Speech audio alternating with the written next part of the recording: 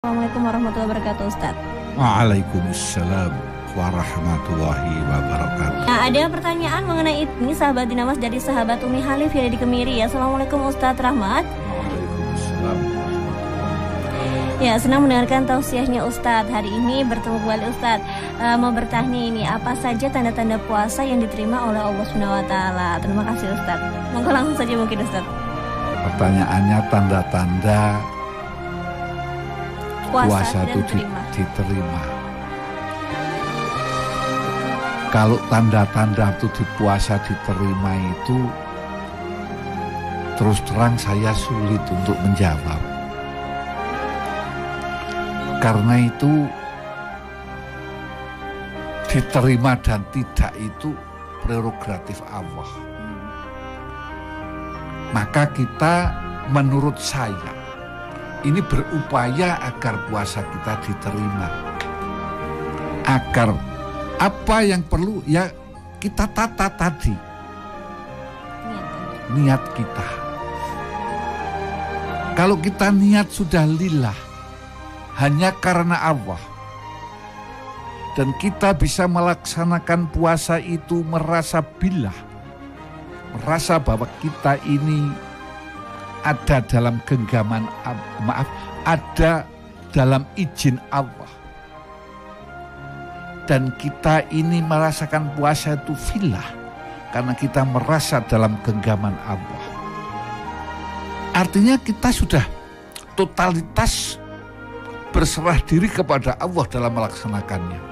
Tidak yang lain-lain. Lah ini yang tahu itu bukan orang lain. Yang tahu itu diri sendiri. Niat kita ini betul-betul karena Allah apa tidak itu yang tahu diri kita sendiri. Maka di sini saya sampaikan, maka yang penting yang ditata niat. Innamal a'malu binniat. Sahnya amal itu dengan niat. Niatnya apa? Yang tahu diri sendiri. Wali kulli mri'in manawa, dan apa yang diniatkan itulah yang akan diperoleh. Ini yang kita harus paham dengan niat itu. Sehingga kadang kita mohon maaf tidak niat dalam arti yang muluk-muluk seperti dikatakan dalam kitab Ta'limul Muta'alim. Kam min amalin yatasawwaru bi'a'mali dunya wa yasiru bi'a'malil akhirah bi husni niyati wa kam min amalin yatasawwaru bi'a'malil akhirah wa yasiru bi'a'malid dunya bi su'in niyati. Banyak perbuatan yang kelihatannya itu hanya untuk urusan dunia, tetapi tercatat sebagai amal sampai urusan akhirat. Kebaikan di akhirat maksudnya. Bihusninati, karena baiknya niat. Salah satu contoh. Di jalan ada batu. Yang batu itu kemungkinan bisa menjadikan sepeda motor itu jatuh ngriul. Dia hanya berpikir kita singkirke ndak nganti ono motor tiba. Sudah ndak berpikir banyak. Tidak punya niat untuk akhirat, tidak niat untuk apa-apa, ndak punya. Wis pokoknya hanya niatnya di situ biar orang lewat iman. Manusiawi Ustaz ya. Ya. Tetapi ini karena niatnya untuk kebaikan, insya Allah tercatat sebagai amal akhir. Padahal sini niatnya hanya menolong biasa ya Ustaz ya, tapi iya biasa. Hanya supaya di situ tidak terjadi kecelakaan gara-gara ini benda. Mungkin kan ada mobil bawa batu, ada yang rontok jatuh. Nanti kalau mungkin malam hari tidak tahu kan bisa menjadi penyebab gulek-gulek ambruk. Dia niatnya hanya itu saja. Hanya urusan dunia. Tapi wa kam min amalin yatasawwaru bi amal akhir. Ada yang kelihatannya amal akhirat, puasa contoh, di bulan Ramadan puasa.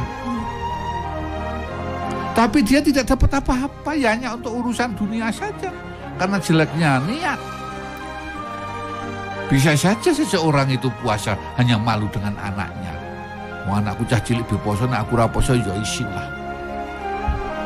Jika di rumah puasa, tapi kalau pas di luar, wallahu a'lam, karena dia itu bukan karena Allah.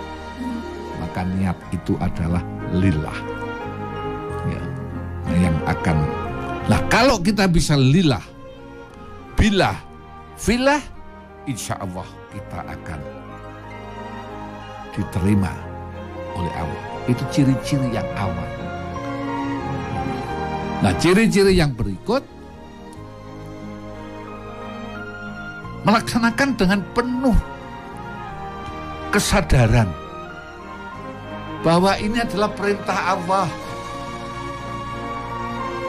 Maka saya tidak ada kata lain, hanya sami'na wa ata'na. Aku dengar dan aku laksanakan.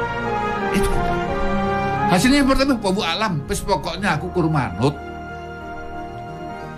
Ya mohon maaf, kadang-kadang ada orang yang bodoh. Pokoknya kurmanut. Tapi Pak Kiai wong dawuh Gusti Allah nggih sendika. Yang tadi saya contohkan pada seorang santri yang didhawuhi kiai ini. Nggih. Jadi santri-santri yang khidmat pada kiai, yang berbakti pada ulama, kadang-kadang begitu. Tapi yang begini ini, santri-santri yang hanya sami'na wa ata'na, tidak banyak bertanya, itu justru mudah kita jumpai, keberkahannya hidup luar biasa. Tapi santri-santri yang suka ngeyel, suka diskusi adu kepinteran, ya hebat hanya pada di situ saja. Tapi katakan ilmunya bahkan nggak manfaat. Contoh, hidupnya kadang-kadang kosong. Hidupnya kadang-kadang kosong. Artinya tidak ada keberkahan dari ilmu itu. Disinilah pentingnya keberkahan. Maka doa ulama sebagai warasatul anbiya ini yang harus tahu. Kita butuh. Ada orang yang umuk toh, aduh kok dewi bisa kok jaluk tunggu kemarin kiai. Itu ada orang yang takabur begitu. Tapi mudah kita supaya mereka nggak barokah. Nggak barokah. Mungkin dia hebat, kaya raya, tapi mungkin anaknya tidak membanggakan. Orang seperti biasanya ada saja kekurangannya Ustaz ya, atau ada saja hal-hal yang mungkin membuat memancing ujian atau musibah seperti itu. Atau yang kalau dalam bahasa saya membuat jomplang. Wong sugih-sugih duwe anak kurang siji kok ya kuliah ra gelem. Sementara aku sing nyarati rekosane haram malah anake kepengin kuliah. Ya alhamdulillah bisa kelakon lan entuk beasiswa. Lah ini mudah kita jumpai hal yang demikian. Inilah Ada pertanyaan kembali ini Ustadz, dan ini berkaitan dengan tadarus Al-Quran ataupun juga menghataman Al-Quran dari sahabat Ridwan yang di Kaligesing. Assalamualaikum Ustadz Rahmat. Waalaikumsalam. Ustadz mau bertanya, lebih utama mana Ustadz jika kita menghatamkan Al-Quran berkali-kali dengan membaca tilawah dan artinya tetapi hanya khatam 1 atau 2 kali saja dalam 1 bulan, mana yang lebih utama? Monggo silakan Ustadz. Allahu alam kali kesini mana itu. Ada pertanyaan membaca Al-Quran berkali-kali khatam.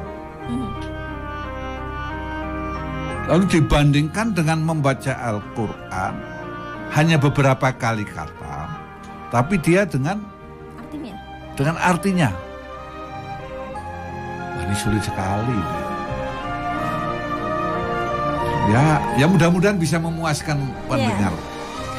Kayak pertanyaan mana yang lebih utama itu. Iya, justru ini sulitnya itu karena lebih utama. Ini akan bicara objektif akan sulit. Tentunya dikatakan subjektif, maka saya tidak akan menjawab mana yang lebih utama. Supaya saya tidak berada dalam objektif maupun subjektif. Mungkin saya nawaitunya objektif, tapi bisa saja dinilai oleh para pendengar saya subjektif. Atau saya subjektif, tapi bisa saja dinilai. Nah, supaya tidak ada penilaian, saya akan melihat berdasarkan pendekatan keilmuan saja. Membaca Al-Quran berkali-kali sampai khatam, ini adalah perbuatan yang bagus, ibadah yang bagus. Bahkan Al-Quran itu salah satu kitab suci yang paling banyak dibaca oleh umatnya, meskipun mereka tidak tahu artinya. Bahkan mudah kita jumpai umat Islam itu sampai hafal 30 juz tetap tidak tahu artinya. Inilah salah satu kelebihan daripada kitab suci Al-Quran yang sangat dicintai oleh orang yang tidak tahu. Tidak tahu saja cinta itu, Mbak Nada. Apalagi kalau tahu, tambah cinta. Ini yang pertama. Yang kedua, dibaca oleh orang yang ingin tahu. Artinya membaca terjemahnya. Terus apa tadi itu? Menghatam Al-Quran berkali-kali dengan yang kedua membaca tilawah dan artinya. Membaca dan tapi dia membaca artinya. Tapi hatamnya hanya 1-2 kali. Hatamnya hanya 1-2 kali. Itu juga bagus. Karena apa? Ada berupaya untuk bisa memahami isi Al-Quran. Ini. Cuma yang menjadi problem yang harus disadari untuk memahami isi Al-Quran itu, mohon maaf pendapat saya, ini subjektif. Nah, supaya nanti ada pemisahan. Kita tidak bisa memahami Al-Quran dengan baik kalau kita tidak tahu alatnya.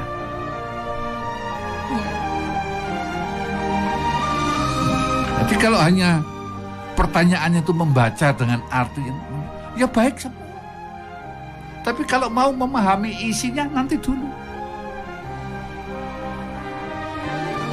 Sebab Al-Quran ini adalah bukan bahasa Indonesia. Jangankan kita ini bahasa asing, tanda petik, bahasa Arab. Kita ini orang Jawa saja sering tidak paham dengan bahasa Jawa. Salah satu contoh. Sesuk kowe nek kepengin dadi wong mulya, turu wolongan mangan olongan.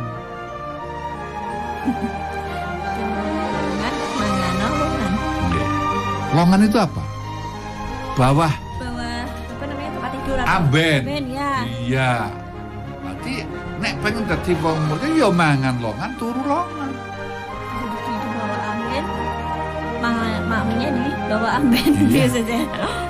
Itu bunyinya begitu. Tapi apakah maksudnya itu? Nah, ini perlu pemahaman yang lebih detail. Sama dengan Al-Quran. Contoh. Alhamdulillah pakai hak. Kalau orang itu tidak pernah ngaji Al-Quran, hanya belajar Al-Quran, lebih-lebih di dalam belajar itu merasa pinter, mau berguru malu, atau ngerti nih wis dadi cah pinter pakai tulisan Latin. Sehingga hak itu ditulis pakai huruf H. Sehingga bacanya alhamdulillah. Padahal ucapan alhamdulillah dengan alhamdulillah ini jauh sekali artinya. Kalau kita baca alhamdu, ini segala puji lillah, milik Allah. Alhamdu bukan du. Nah ini padahal udah biasa ngaji tapi alhamdu salah itu. Apalagi yang tidak pernah ngaji. Alhamdulillah. Jadi kan kalau baca teksnya alhamdulillah ya Ustaz ya. Nah ya. Kalau ada teksnya maksudnya apa latinnya maksudnya? Ya karena tidak ngaji itu. Ya. Nah. Alhamdulillah. Nanti kalau ngaji maka Al-Quran itu perlu ngaji muwajjah bil wujuh. Berhadapan-hadapan dengan gurunya. Sebab itu akan berbicara fonem, ilmu tata bunyi, tata letak lidah, iya. segala macam itu ya. Iya. Alhamdulillahirrabbilalamin. Subhanakallahumma wa bihamdika asyhadu an la ilaha illa anta astaghfiruka wa atubu ilaik. Maha suci Engkau ya Allah dan segala puji bagimu. Aku bersaksi bahwa tiada Tuhan melainkan Engkau. Aku mohon ampun dan bertaubat kepadamu. Wassalamualaikum warahmatullahi wabarakatuh.